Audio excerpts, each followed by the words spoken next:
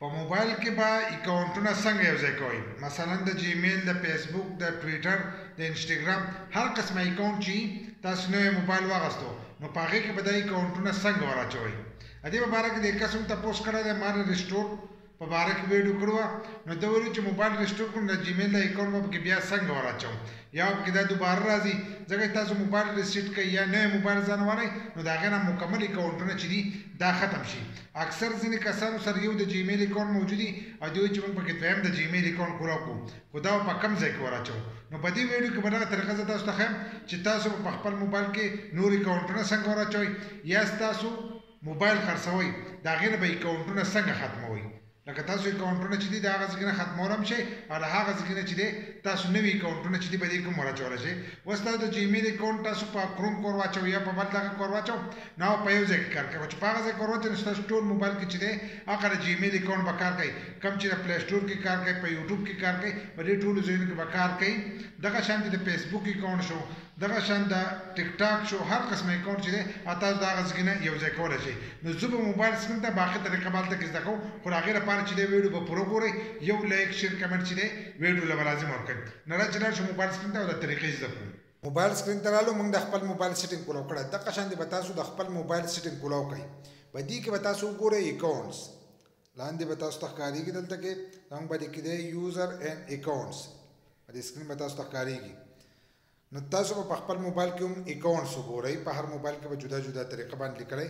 نو دا اکاونټ چې دی دا به له ځان سره کولاو کوئ. چې څنګه دا کولاو کړو نو تاسو ته دا مخ کولاو شي. نو په دې مخ کې چې دی کوم اکاونټونه چې موږ به دې کې ورکړي ټول به دې کې شو کېږي.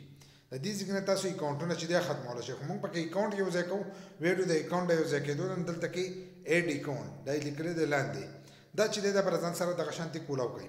چې کولاو یې وکړو نو ستاسو په موبایل کې به دا اپلیکیشن موجود وي. چې موږ اپلیکیشن موجود نه به تاسو ته شو کېږي چې په دې کې تاسو ځان له اکاونټ کولاولی شئ. آیمو ده، ګوګل ده، فیسبوک دی، دغه شان دا نور اپلیکیشن دی، میسنجر دی، ټیک ټاک دی، دا ټول دغه چې دي په دې کې موږ خپل اکاونټونه یو ځای کولی شو. اوس تاسو په ګوګل کې اکاونټ یو ځای کوئ. د کس کړو چې جیمیل اکاونټ په څنګه یو ځای کوم، نو د جیمیل اکاونټ چې دی به تاسو دا ګوګل ووایئ. نو چې څنګه تاسو په دې ګوګل کې اکاونټ یو ځای کوئ، دلته کې به ستاسو نه ستاسو د موبایل سکرین لاک چې کوم دی هغه مننه غواړي، یا تاسو ګوته لګولې او ګوته به ولګوئ نو تاسو ته به دا ځای کولاو شي. چې کولاو شو د دې ځای نه به تاسو خپل ایمیل یا په فون نمبر یا به دلته ورکړئ. ستاسو هغه ایمیل چې دی په دې کې به یو ځای شي. نیکسټ یې ووالو، ورپسې به پاسورډ غواړئ نو ستاسو هغه ایمیل چې دی او په دې کې یو ځای شي.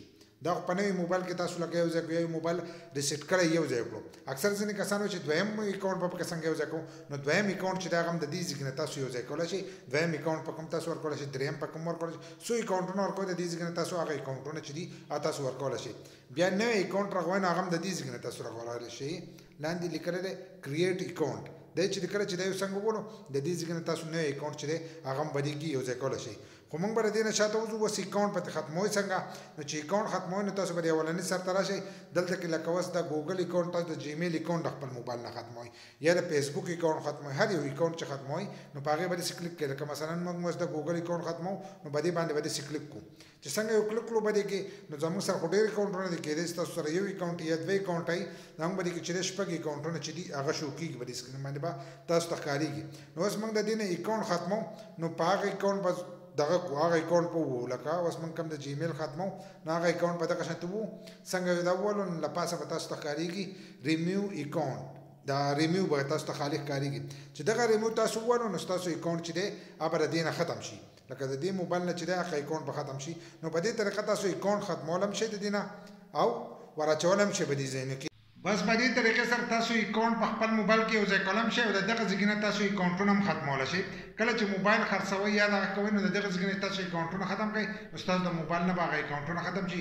یا موبایل ریسیټ کوئ نو د جیمیل اکاونټونه چې دي هغه هم تاسو د دغه ځای نه ختمولی شئ او د دغه ځای نه بیا تاسو دوباره یو ځای کولی هم شئ.